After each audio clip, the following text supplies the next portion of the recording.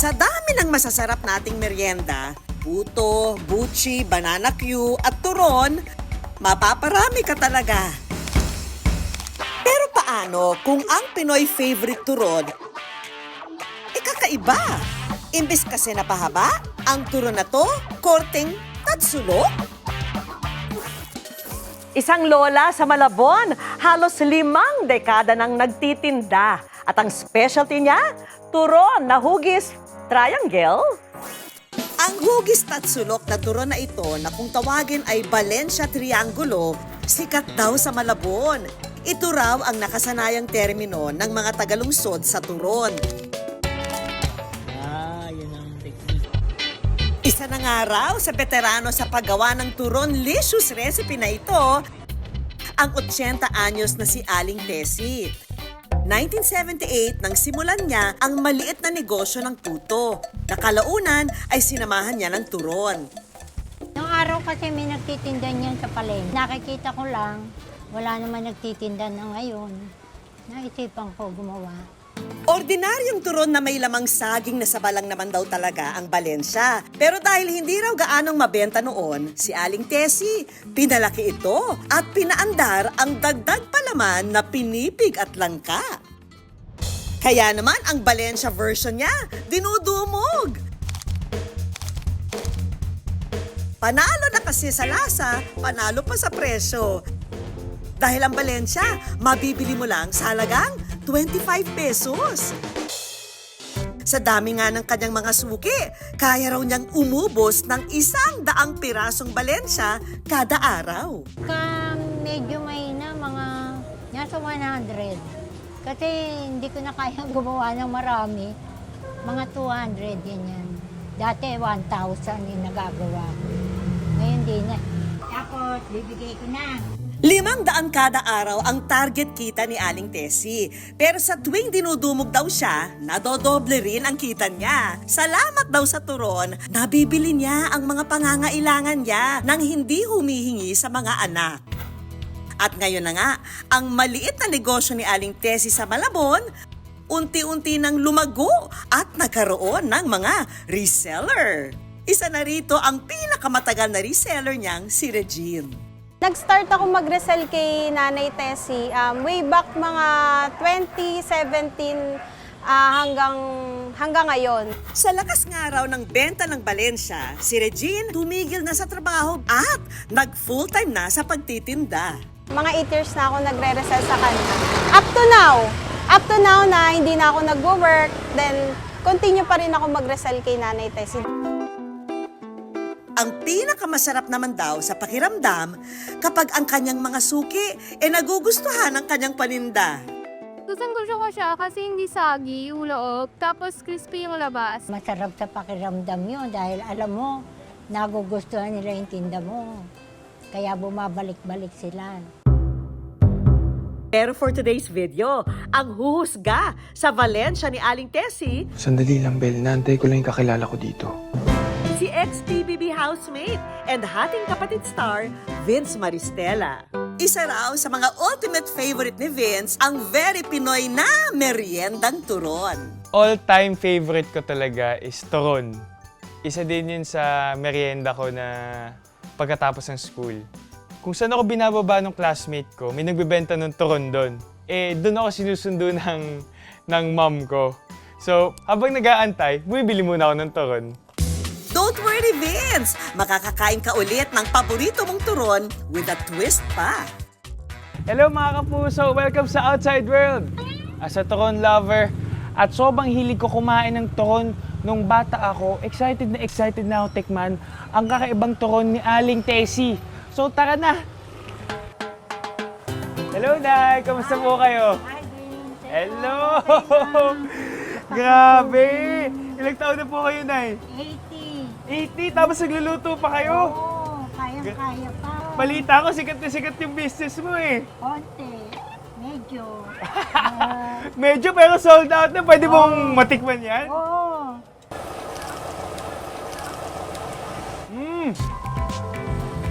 Grabe na yan.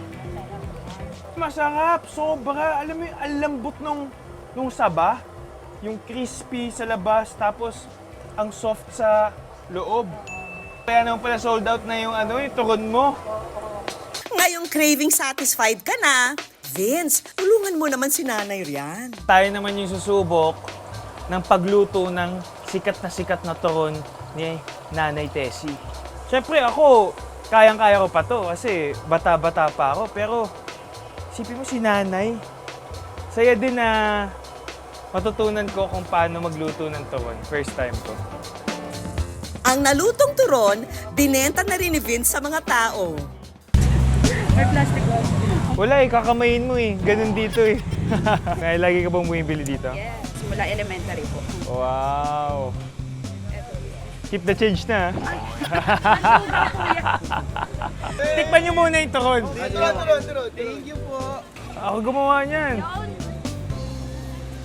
Samantala, ang good news ni Nanay Tessie, matapos maitampok sa ating programa, dumoble raw ang kita niya. Dalawa po na akong Valencia Triangle. Marami na rin daw ang nais maging reseller ng kanyang Valencia Triangulo. Hindi pa man niya ito kaya sa ngayon, pero magandang indikasyon daw ito na ang kanyang produkto maipagpapatuloy ng anak at mga potential reseller kapag nagretiro siya. Ang pagnenegosyo, wala raw sa edad. Mapabata man o nagkakaedad na, basta may diskarte at pagkamalikhain, samahan pa ng sipag at tiyaga. Tiyak, aasenso ka. As a turon lover, sobrang sarap. Eto na ang mga kwentong may dalang good vibes. Magandang gabi, ako po si Vicky Morales. Banye-banyerang isda sa Valenzuela, ipinamimigay for free. Sa ulam niyo mamayang gabi. Happy crush to forever? Posible! I know in my heart na ikaw na ako ang gusto makauban in every season of my life.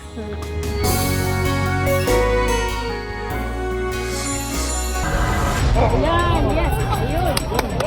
Isang pulis, matapang na sinunggaban ang isang hostage taker sa Bulacan. Nasa isip ko po noon wala akong mangyaring masama. Gagawa ko ng paraan. Gagawin ko po. Like parents, like daughter. Ang love story kasi nila, parehong nagsimula sa happy crush. Ngayong huling araw ng Pebrero, hahabol pa sa Love Month itong love story na nagsimula lamang sa happy crush pero ngayon, pinipili na ang isa't isa. Next naman! Sige na nga at kiligin tayo sa kwento ng pag-iibigan nitong dalawang magkasintahan. Sa kanyang graduation post, masayang inalala ni Rizel ang simpleng love story nila ng boyfriend na si Nikos na nagsimula lang daw sa happy crush. Na makalipas ang ilang taon ay nauwi sa totohanan. Pero teka, ang kanilang kwento parang copy-paste daw sa love story ng mga magulang niya. Ang mga magulang daw niya kasi nagsimula rin daw sa simpleng crush. Freshman year daw nang unang mapansin ni Rizel si Nikos. Ang building daw kasi ni Nikos, nadadaanan niya noon papunta sa building ng sariling department. I would notice him kasi palagi kasi siyang nasa labas ng classroom niya. Ewan ko ba, very athletic, gwapo pa, tapos mataas. So yan talaga yung type. Kasi kapag naghahanap ka ng happy crush, yun talaga eh. Kung sa classroom noon inaabangan ni Rizel si Nikos, ang ina naman niyang si Desiree, sa library raw inaabangan ang kanyang ama nung estudyante pa sila. Tuwing umaga, pumupunta kami sa library. Ito, nakikita ko talaga, kumbaga, nakuha yung attention ko kasi para sa akin, ang gwapo niya, ang linis-linis. Tapos ayun, naging crush ko siya. Hanggang sa ang dating paabang-abang at pasulyap-sulyap ng mag-ina, nauwi na raw sa isang seryosong crush. Kahit wala po akong kailangan naman doon sa part ng building nila, talagang dumadaan talaga ako para lang makita siya. At napakalayo pa ng building namin. At tulad na nga ng anak, kilig to the max din si Desiree sa tuwing makikita niya si Arnel nung high school. Tuwing umuwi kami, pag nakita ko siya, sumisigaw ako, nakita ko na ulit yung crush ko. Magkaiba mang mga taon, pareho rin ang heartbreak ang mag-ina. Dahil ang lihim na pagtingin nila noon, nanatiling lihim ng ilang taon. Ang mga crush kasi nila, parehong may mga nobya na. Mayroon akong pagtingin sa kanya. Pero problema doon, may syuta ako dati. So, hindi ako forma sa kanya. Natapos man ang 4 na taon sa high school, hindi naman nagsara ang pinto ng pag-ibig sa kanila. Tila na nga naging mapaglaro ang tadhana dahil ang mga magulang ni Rizel muling nagkita at nagsimulang magligawan. Habang ang simpleng reto naman ng kaibigan ang naging susi sa hindi inaasahang muling pagtatagpo ni Rizel at Nikos. Name niya, Vince Nicolas Catag. Tapos sabi ko, sandali lang, parang familiar yung name. Vince Nicolas Catag. Tapos sinearch ko agad sa phone ko. Tapos chinek ko, oh my gosh. Sabi ko talaga, ito yung happy crush ko. Tapos sabi ko kay Jana, ibigay mo sa kanya yung name ko kasi gusto ko yun makachat, ganon, ganyan. I stalked her Facebook profile and then I liked her face. Nagandahan ako sa kanya. Pero dahil bata pa, palihim muna ang ligawan ng dalawa. Lalo na't si Rizel, mayroong kasunduan sa kanyang mga magulang. I feel like it was just a matter of, I don't know, like parents' instincts that they finally noticed nga I'm already seeing someone. Nalaman mang strikto ang mga magulang ni Rizel, hindi raw nagpatinag si Nikos at buong lakas na humarap sa kanila sa ngalan ng dalagang napupusuan. 7 kilometers away from the town. Yung sa amin kasi medyo bukid. Tapos noon ang hirap pa yung daanan. Kaya pupunta talaga siya kahit ang hirap. Dahil minsan din daw nilang napagdaanan ang pagbo-boyfriend at girlfriend, naunawaan naman daw ng mga magulang ang anak at ibinigay ang kanilang basbas. Lalo pat positibo raw ang epekto nito kay Rizel. Kahit sinasabi ko nga bawal mag-boyfriend, pero pinoprove niya sa sarili niya nga makaya niya yung may boyfriend at saka sa pag-aral. So, na-balance niya kasi. So, nakita naman, nag-Latin honor siya, natuwa naman ako. Pero gaya ng mga fairy tale, hindi palaging masaya ang bawat pahina. Dahil sina Rizel at Nikos, pinaglayo ng distansya ng si Nikos ng ibang bansa. Hindi kami sanay na hindi nagkikita halos everyday. Yun yung naging challenge sa pagiging LDR namin. Medyo mahirap yun sa part sa aming relationship. Mag-sideways yung relationship namin kasi di talaga namin alam kung ano yung gagawin namin sa feeling na malayo kami. Naku, paano na ang happy ending ng dalawa? Samantala, tulad ni Rizel at Nikos, sina Desiree at Arnel, dinanas rin daw na maghiwalay. 3 araw lang na kami nagkasyuta. Kasi niligawan ko siya, sinagot ako ng Friday. Pagkabalik ko galing sa probinsya, hiniwalay na naman ako ng 3 araw lang. Hindi 1 linggong pag-ibig, 3 arawng pag-ibig lang. Naudlot man ang kanilang samahan, nagkabalikan ang magkasintahan, at nauwi pa rin naman sa kasalan noong May 18, 2002. At eto pa raw ang tila destiny. Ang mga magulang ni Nikos, May 18 din pala ikinasal. Nung nag-post ako ng anniversary namin, wedding anniversary, friend kami sa Facebook ng parents niya. May post din yung parents ni Nikos na na anniversary din nila. Kaya naman kung ikakasal man daw ang mga anak nila, ano pa nga bang date ang gugustuhin ng mga magulang? Yung date ng May 18 na kasal na namin at saka parents na ni Nikos. Para 3 na kami. Para 3 na mag-celebrate. At ipagdasal namin na sila na talaga. Pero ang tanong, magkakatuluyan naman kaya?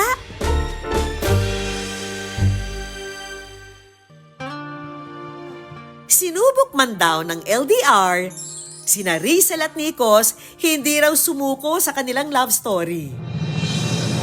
We were able to overcome it. We were able to Discover new things about ourselves, like separately. And I feel like that was needed. I feel like that point in our relationship, yun po talaga yung nag-test sa, it made our relationship even stronger. Yeah. At dahil mahigit 7 taon ng going strong ang dalawa, eto't may pa-love letter sila sa isa't isa. Ito na rin daw ang magiging pangunang vows nila bago sila ikasal. You always say how you're suerte with me, but I have always felt that it's the other way around. Or maybe it's both. Maybe we were just meant to find each other, just like how my parents did too. I love you kayo dong. Kabulo na ka, ana. Always and always. Well, Naris. Dili gid dali mga 6 years. Daghan kayo og ups and downs nga ato nagian. Naay mga times nga maglisod ta, but what matters is we always choose each other. I know in my heart nga ikaw na ako ang gusto makauban in every season of my life. Isang pagmamahalan na naman ang ating nasaksihan. Nagpapatunay lang na ang pag-ibig na sinubok at pinatatag ng panahon, na sinabayan pa ng suporta mula sa mga mahal sa buhay, nasusuklian ng inaasam na happily ever after. Tindera sa Valenzuela namimigay ng isda. Pasasalamat daw kasi niya ito sa natanggap na biyaya. Tapos na ang Pasko pero ang bahay na ito, pinipilahan pa rin daw ng mga kapitbahay. Maging ang loob ng bahay, dinudumog din. Ano kaya ang pinipilahan dito? At sino ang may pakana nito? Napadpad ang Good News team sa palengking ito sa May Kawayan, Bulacan. Ang aming sadya, ang may-ari ng bahay na pinipilahan sa video. Tilapia na lang, ma. Meet Babylin de los Santos, 37 anyos at isang tindera ng isda sa palengking ito. Ma, tilapia po, 120 na lang. 350 na lang. 350 na lang. Maagang namulat si Babylin sa pasikot-sikot sa palengke. Ang pwesto nga raw nila rito, minana niya pa sa kanyang mga magulang. Bata pa lang ako, nag-umpisa silang magtinda ng gulay hanggang sa nagpalit ng tinda ng isda. Bangkay-bangketa lang, bila-bilao hanggang sa nakakuha ng pwesto. Tilapia, bangos. Ayan, ano favorite mo? Palengke queen na nga raw noon si Babylin dahil habang kumukuha ng kursong nursing, galugad din daw niya ang pagbebenta sa palengke. Mag-aaral po ako noon. Nagtitinda muna po ako ng madaling araw. Yun nga lang po, hindi po talaga ako nakatapos sa pag-aaral. Mas nag-focus po kasi ako sa pagtitinda. At ngayon na ngang may sariling pwesto na siya. Kabi-kabila na rin ang paghango niya ng isda. Nag-umpisa po ako doon sa isang banyerang tilapyang Batangas, isang banyerang bangus, hanggang sa naging 2, 3, 4 na bangus, hanggang sa napupuno ko na siya ng 10, hanggang 15, hanggang 17. Kaya naman ang kanyang mga suki, dumami. At ang kanyang kita, dumoble. Bangus na lang po. Tilapia. Hindi man daw siya naging nurse, masaya pa rin siya sa naging takbo ng kanyang buhay. Simulat sa pulang bumuhay sa buong pamilya ko. Hindi lang sa buong pamilya ko, sa buong angkan namin. Nanay ko, tatay ko, ate ko, kuya ko, sa amin buong pamilya. May order pa ulit bukas kasi pesa na Bukawi eh. Hanggang sa nakapag-asawa si Babylin, nakatuwang niya ngayon sa kanilang negosyo. Pero ang tanong, Babylin, kung sa palengke dinudubog ang banye-banyera mong isda, bakit pati ang bahay mo dinagsa?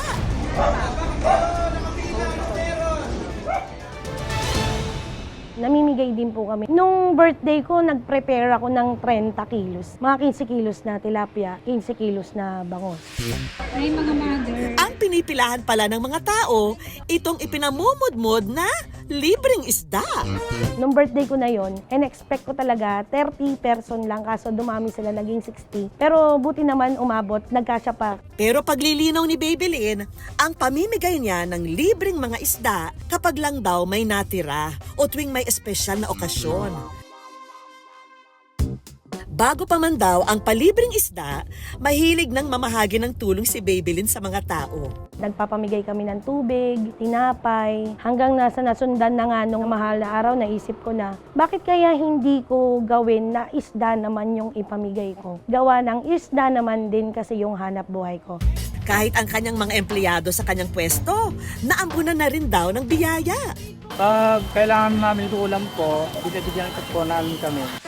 Pero ang pagtulong ni Babylin sa kapwa, meron daw mas malalim na hugot. Minsan na rin daw kasi siyang nakatanggap ng tulong mula sa iba nang ang kanyang bunsong anak isinilang na premature. Na-admit po ako sa ospital noon, gawa ng ako po hina-high blood. Nailuwal naman ng ligtas ang kanyang bunsong anak. Pero nanatili pa sa ospital ang bata para madagdagan ang timbang nito. Nangihingi nga ng gatas sa akin. Talagang pinilit ko na maglabas. Ay kaso kailangan na niya. Nag-post ngayon ako, may tumulong sa akin na dinala talaga sa ospital. Doon talaga nagpapasalamat ako kasi natulungan niya ako doon. At dahil sa minsang natanggap na tulong, si Babylin ang naging mantra, pay it forward. At noon ang araw, kaya naman pala may pila. Mamimigay ulit ng isda si Babylin. Nung nakaraan kasing pamigay ko, marami akong hindi nabigyan na dapat mabigyan. So ngayon, pupuntahan ko sila para bigyan natin. Nay, ulam po. Thank you po. May pampaksiw ka na, may pansigang, may pantocho, may pamprito. Maraming salamat po. Tatay, libreng ulam. Kahit itong si Kuya na naglalako ng kanyang paninda, hindi pinalampas ni Babylin. Madam, maraming salamat dito. Malaking tulong na po sa bahay to. Sa ulam niyo mamayang gabi. Salamat po. Hello, good morning. Abala na nga rin daw siya sa paghahanda para mamahagi ng isda sa nalalapit na Holy Week. Sabi ko sa sarili ko, hindi man ako makatulong sa malaking paraan o sa ibang paraan, dito sa pamimigay ko, sa maliit na paraan, maipamahagi ko kung ano naman yung magandang biyayang nangyayari sa buhay. Ika nga, there's plenty of fish in the sea. Kaya si Babylin, kapag may sobra, sige sa pamimigay ng isda. Dahil anumang maliit o malaki na ibinahagi sa kapwa, babalik sa'yo ang banye-banyerang biyaya. Isang pulis kinilala dahil sa angkin niyang katapangan ng sunggaban ang isang hostage taker sa Bulacan. Dito sa Baliwag, Bulacan Police Station, nakilala ng good news ang pulis na buwis-buhay na sumunggab sa hostage taker, si Police Master Sergeant Francis Damian. Taong 2018 pa raw nang una siyang madestino sa lugar. Kaya naman ordinaryong araw lamang daw yon para kay Francis. Wala ro siyang kamalay-malay na sa gabing yon, mapapasabak siya sa isang malaking misyon. Isang lalaki na tila wala raw sa wisyo ang biglang nag-amok sa palengke. 2 biktima sa paligid ang nauna niyang saksakin bago hablutin ang isang binatang pahinante na ginawa niyang hostage. Madaling araw noong August 13, tumawag po yung station sa amin habang nagpapatrolya ko kami na meron nga pong nananaksak sa public market. Nabutan nga ako namin, may hawak na siyang hostage. Nakatutok na yung kutsilyo doon sa bata. Dadaanin natin sa maayos na negosasyon. Sana wala akong masaktan. Unang beses din daw siyang napasabak sa ganitong hostage taking. At aminado si Francis na siya mismo nakaramdam din ng takot. Nasa isip ko po noon sana po wala akong mangyaring masama. Kung magagawa ko ng paraan, gagawin ko po.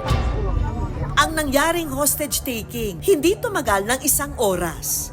Habang umiinit kasi ang tensyon, si Francis unti-unting lumapit sa likod ng hostage taker. Hanggang sa nakatsyempo naman po ako, nakita kong medyo nililibang na ho siya or nawala na yung atensyon niya. Saka ako na lang ho siya sinunggaban. Ang tensyonadong tagpo, sa wakas, matagumpay na nagtapos. At ang biktima, ligtas na nakalaya mula sa hostage taker. Samantala, sa Candaba, Pampanga, natunto ng good news ang isa pang naging biktima.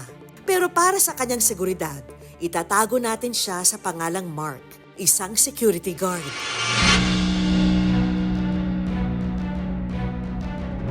Narinig po ako ng pagsigaw ng isang batang babae. Napatayo na po ako. Nakita ko po, sakbay nung lalaki may dalang kutsilyo na parang tatangkayin, sasaksakin. Kaya napilitan na po ako na rumisponde po doon sa bata.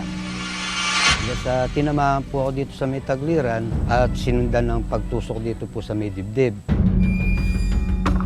Ang asawa ni Mark, labis daw ang takot. Akala ko nga patay eh. Kasi nakapikit siya. Ba't nakapikit? Sabi ko. Eh, siyempre nanginginig ako. Hindi ko alam, hindi ko matanong, hindi ko maano. Pero nung sinabi nga nung polis na okay naman. Ang asawa ni Francis na si Ben, isang non-uniformed personnel ng PNP. Nag-alala rin daw noong narinig ang hostage-taking crisis sa palengke. Bukod kasi sa kanya, may 2 pa silang anak na umaasa rin sa kanilang padre de pamilya. Hindi ko po talaga po alam na nandoon po siya. Unang kita ko po dun sa video po na takot po agad ako kasi nakita ko po responde po yun eh. Proud po kami sa kanya sa ginawa po niya po na yun. Alam naman daw ni Francis ang dalang peligro ng kanyang trabaho. Katunayan na nga, muntik pa itong maging dahilan ng hindi niya pagpasok sa serbisyo. Actually, yung magulang ko ayaw. Delikado daw. Isang paa mo nga daw pagka lumabas ka ng bahay, parang nasa ukay na. Ang kursong tinapos niya, Industrial Technology. Pero ang pagpupulis, tila calling niya raw talaga. Kailangan sa Napol kung sakto naman, di nila alam, nag-exam ako ng entrance exam. Awa ng Diyos, nakapasok naman po ako. Nakapasa. Ayun, tuloy-tuloy na po niya. Sa ipinamalas na kabutihan at sa pagiging tapat sa sinumpaang tungkulin, si Francis pinarangalan ng National Police Commission o NAPOLCOM. At hindi lamang siya ginawaran ng 1 beses dahil naging NAPOLCOM Regional Awardee rin siya kamakailan. Pero bukod sa parangal, ang mas masarap daw sa pakiramdam ang isang tawag na natanggap ni Francis mula sa binatang minsan niyang sinagip. Hi, sir. Asan ka ba? Umuwi ka daw Mindanao? Opo, napauwi po ako. Siyempre, nag-aral din po ako eh. Nagpapasalamat po ako kay Sir Francis po kasi siya po yung isa sa mga nagligtas po sa akin nung ako'y na-hostage. Papasalamat din po ako sa mga pulis ng Baliwag kasi mabilis po silang nakarespondi sa akin. Eto rin ang munting regalo at pasasalamat namin sa iyong ipinamalas na katapangan. Thank you, thank you. Salamat. Bagong pares ng combat shoes para sa marami pang buhay na iyong sasagipin sa ngalan ng sinumpaang tungkulin. Operation Kabutihan pa rin tayo sa ating Good News Movement. Sa bawat tulong na matatanggap, gumawa rin ng mabuti sa kapwa. Pay it forward mga kapuso para lumaganap ang kabutihan sa mundo. Kapag may nangailangan, tulungan. At kung naaktuhan at nakunan, isend po ito sa aming Facebook page o itag ang aming Facebook account. Dahil basta pagtulong sa kapwa, #pang-Good-News yan. Tuloy-tuloy lang ang good vibes hanggang sa susunod na Sabado. Ako po si Vicky Morales at tandaan, basta puso, inspirasyon at good vibes. Siguradong good news yan.